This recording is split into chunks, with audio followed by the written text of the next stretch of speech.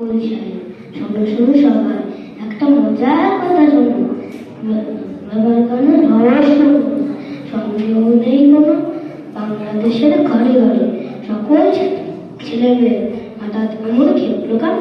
সাহেব উঠেছে বাঙালি বাপ মায়ের শিশু, যখনই গেল স্কুলে অন্য ভাষার চাপে নিজের ভাষায় এলো বলে। ইংরেজি আর হিন্দি জানে, জানে না কেউ বাংলা। শিক্ষিত কি বলে এদের? এদের বলে হ্যাংলা।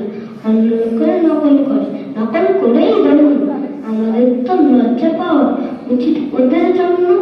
এই ভাষাতেই রবি ঠাকুর লেখেন গীতাঞ্জলি, নোবেল পাওয়া সেই ভাষাতেই আমরা কথা বলি। এমন বিরাট মর্যাদা কটা ভাষার আছে, আমরা কেন বিকিয়ে যাব ভাষার কাছে?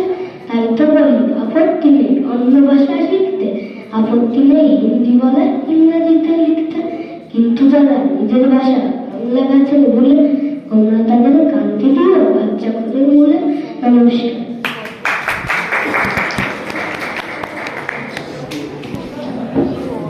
দুঃসাহস বই কি!